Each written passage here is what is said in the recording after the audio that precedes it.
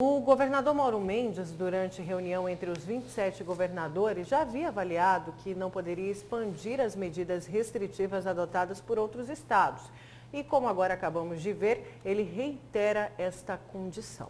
Então agora nós vamos ver com a FIENTE, a Federação das Indústrias do Estado de Mato Grosso, como é que eles estão, os empresários do setor industrial estão avaliando o posicionamento do governo estadual. E ao vivo agora pelo Skype, a gente conversa com o presidente da Federação das Indústrias, Gustavo de Oliveira. Presidente, são positivas aí essas medidas de flexibilização anunciadas pelo governador Mauro Mendes. Essa é a opinião da FIENTE? Bom, boa tarde, Lúcio. Boa tarde a todos. Primeiro, fundamental a gente dizer que o Brasil, ao contrário de muitas nações que estão enfrentando a crise aí do coronavírus, não é um país rico. Isso quer dizer que precisamos ter estratégias adequadas para o país para o enfrentamento da crise. Nós, primeiro, entendemos que realmente a estratégia de isolamento social, incluindo aí o fecha tudo, né, como está se chamando nas ruas, pode ser uma importante para combater o vírus e para combater a velocidade de propagação do vírus. Mas me parece que no Brasil, de uma maneira, de certa forma, inadequada, essa estratégia foi disparada muito antes da hora, muito antes do estágio de contaminação estar acelerado. Isso fez com que a atividade econômica se deprimisse fortemente, sem que nós tivéssemos, do lado da saúde, concretamente, um caos de saúde instalado ou a iminência dele. Então é preciso ter equilíbrio. Penso que essa decisão do governo do Estado hoje, ela traz de volta a normalidade às coisas e é preciso, daqui para frente, ter uma estratégia correta de enfrentamento. O que eu quero dizer com isso? É preciso medidas restritivas, medidas de proteção, principalmente para aquelas pessoas que são mais vulneráveis ao vírus, né?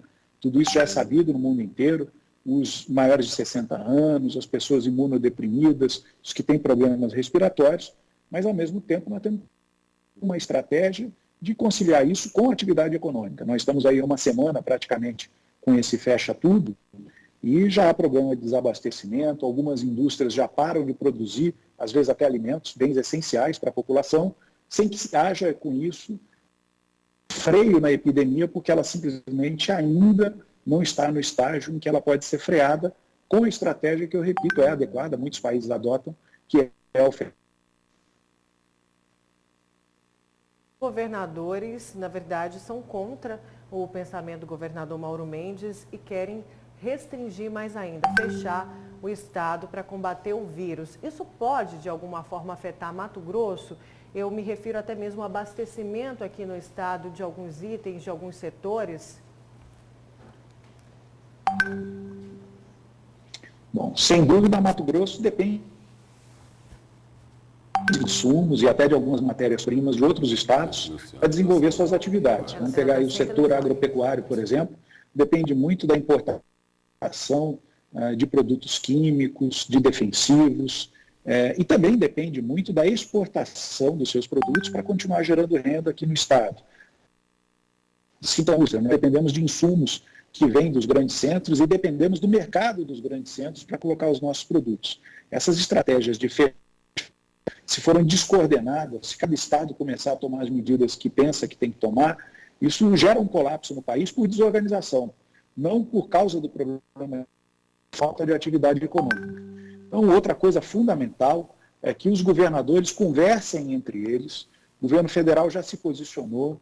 É claro que o posicionamento do presidente gerou muita insatisfação, principalmente porque me pareceu descalibrada a ideia de que o fecha tudo, o lockdown, não é uma estratégia adequada de enfrentamento do vírus. É sim, nos países onde a epidemia começou a sair de controle ou saiu de controle, isso se mostrou uma estratégia muito adequada.